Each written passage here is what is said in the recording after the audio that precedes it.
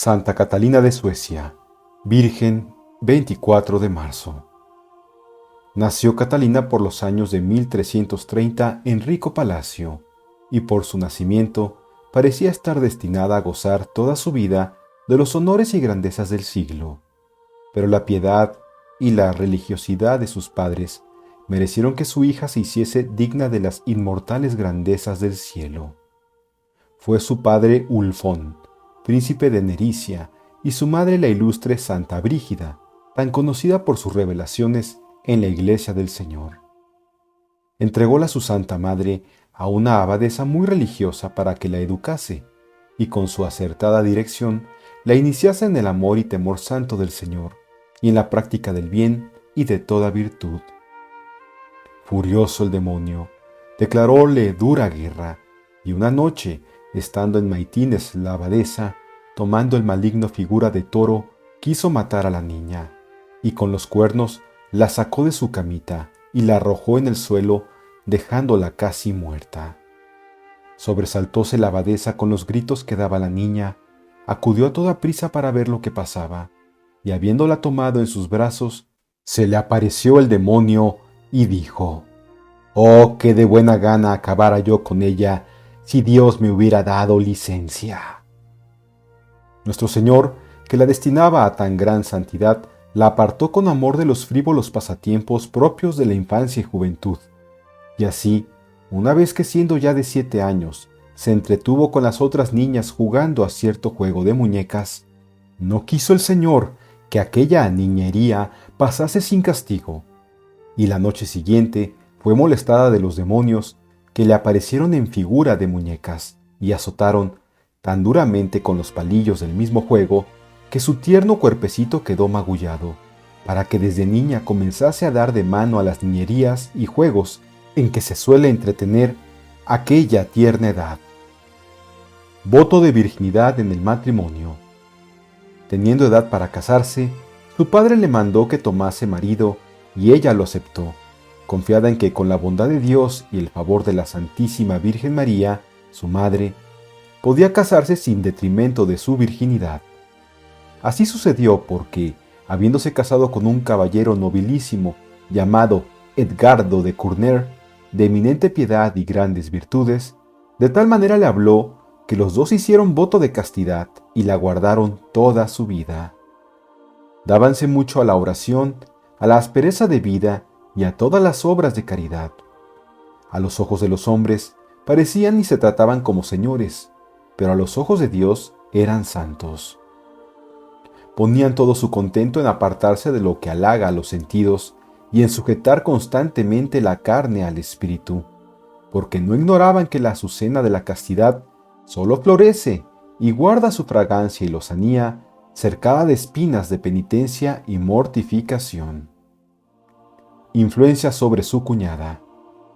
Tenía Catalina un hermano llamado Carlos, mozo brioso y muy dado a la vanidad, que no podía sufrir que su hermana y su cuñado llevasen aquella vida tan santa con la que parecían echarle en rostro sus vanidades y licenciosas costumbres. Enojóse mucho con su hermana cuando vio la llaneza que usaba en su vestido, y que no se conformaba con el traje que llevaban las otras señoras y mujeres de su calidad. Era que, a la vista del desenfrenado lujo que ostentaban las personas del siglo, Catalina se había despojado de sus ricas galas de princesa, sin temor de mostrar al mundo que las virtudes cristianas son ornato más bello que los atavíos de la vanidad. Con su ejemplo, arrastró a no pocas damas nobles. Catalina, lejos de turbarse por las burlas y aun los denuestos que su hermano le dirigía, persistía en su vida ejemplar y penitente, siguiendo el ejemplo que de continuo le daba su madre, Santa Brígida. Empero, su hermano no tardó mucho en apreciar los ejemplos de virtud de nuestra santa. Un día, su cuñada Gilda, esposa del príncipe Carlos, se hallaba con ella orando en la iglesia ante una imagen de María. Durmióse Gilda y en sueños le pareció ver que la Virgen la miraba con rostro severo por ser amiga de lujos y vanidades, siendo así que a Catalina le sonreía muy dulcemente. Esta visión fue para ella la gracia salvadora, porque refirió luego a Catalina lo que había visto, y la santa, con sus palabras y con su ejemplo, la persuadió a que dejase las galas y atavíos superfluos y la imitase, como lo hizo, renunciando de allí en adelante a sus lujosos trajes y vistiéndose con modestia y sencillez cristianas. No fue eso del agrado de Carlos, el cual, fuera de sí, mandó llamar a su hermana Catalina y, después de haberle dicho palabras duras e injuriosas, añadió: ¿Quieres acaso que mi esposa sea blanco de las burlas y risas de las gentes? Catalina lo escuchaba con gran paciencia y alegría, gozosa de seguir así, más de cerca por la senda del sacrificio, a su divino esposo y modelo Jesucristo. Viaje a Roma. Acechanzas del demonio. Los piadosos padres de nuestra santa emprendieron una peregrinación a Santiago de Compostela, durante la cual murió Ulfón santamente en el monasterio español de Albastra. Santa Brígida volvió sola a Suecia, donde fundó el convento de monjas de San Salvador, en Nástena, diócesis de Linköping, y 5 años después se partió para Roma, en la cual levantó una hospedería para peregrinos y estudiantes suecos. Cuando Brígida llevaba ya varios años en Roma, su hija Catalina fue a visitarla, con permiso de su esposo Edgardo, acompañada de varias personas. Pero al llegar Catalina a la ciudad eterna, Brígida se hallaba en Bolonia y aquí recibió la visita de su hija. Esta volvió a Roma y, después de visitar los santuarios y sepulcros de los mártires, regresó al lado de su madre para ayudarla y servirla según disposición del cielo. No le faltaron a Santa Catalina en Roma grandes trabajos y dificultades, porque el demonio la tentó para que se tornase a su tierra, donde viviría con más quietud, regalo y descanso.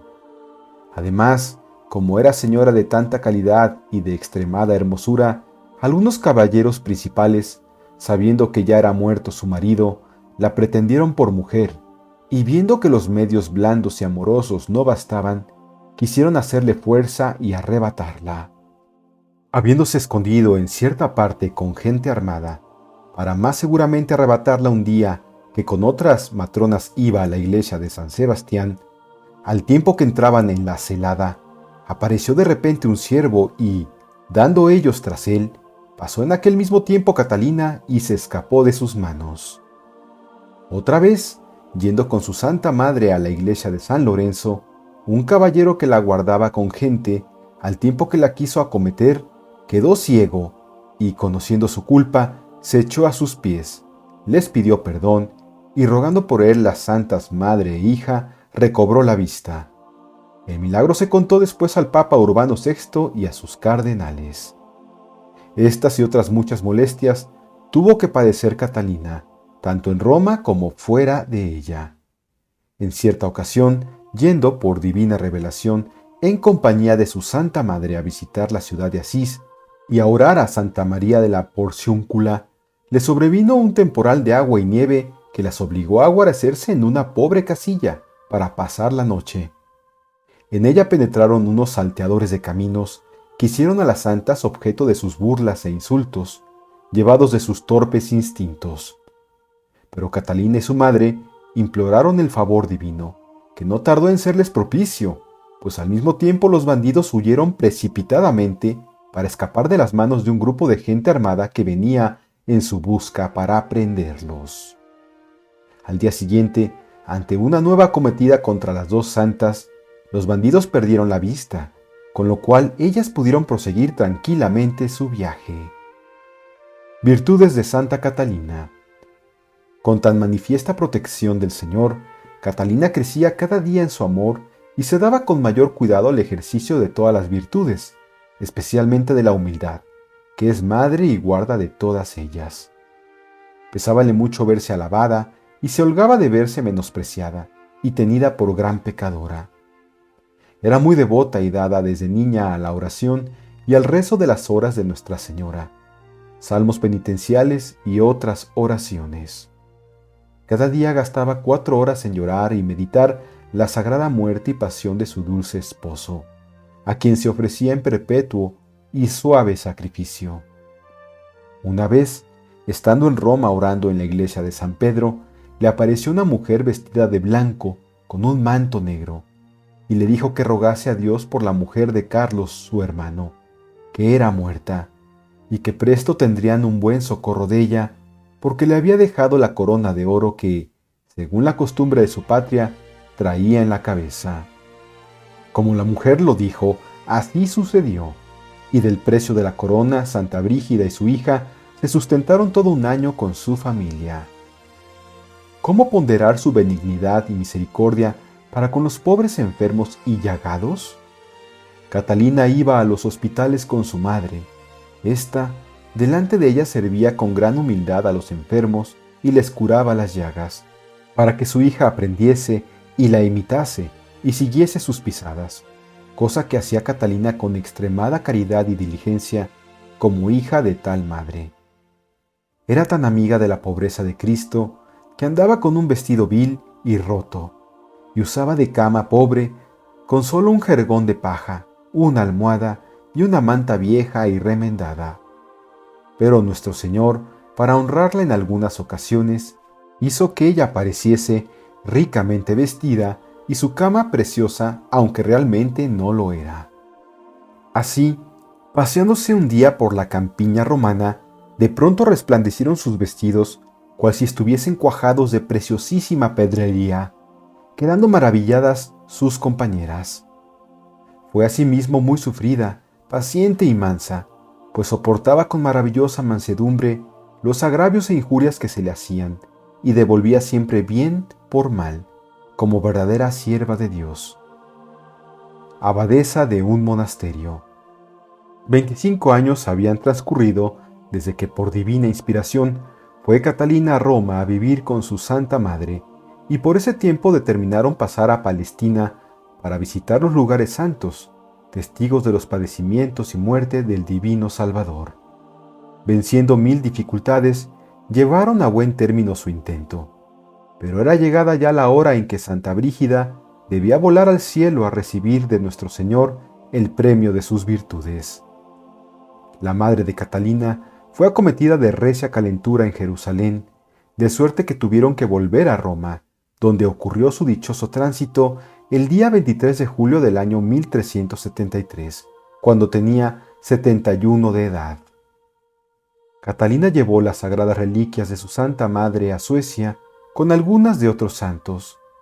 Salió a venerarlas innumerable multitud de fieles, gozosos de poder al mismo tiempo admirar de cerca las virtudes de Catalina, que era viva imagen de su bienaventurada madre. Los de Linköping, al verla, prorrumpieron en gritos de alborozo, y el prelado no quiso ceder a nadie el honor de darle la bienvenida.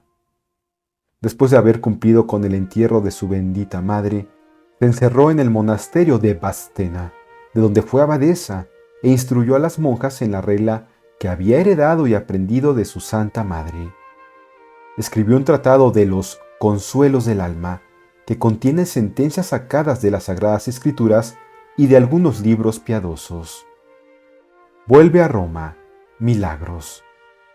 Como nuestro Señor obrase muchos y grandes milagros en el sepulcro de Santa Brígida, pareció al rey de Suecia y a los grandes señores de aquel reino que debían tratar de su canonización con el sumo pontífice, para lo cual convenía que su hija Catalina fuese a Roma. Ella lo tuvo a bien y fue, aunque halló las cosas tan turbadas por la muerte del Papa Gregorio XI y por el cisma que se levantó en el occidente de Europa en tiempo de Urbano VI, su sucesor, que no tuvo por entonces efecto lo que pretendía y se volvió a su patria. En Roma dejó los informes auténticos de los milagros y demás documentos necesarios al fin apetecido. Por su medio realizó nuestro Señor varios milagros.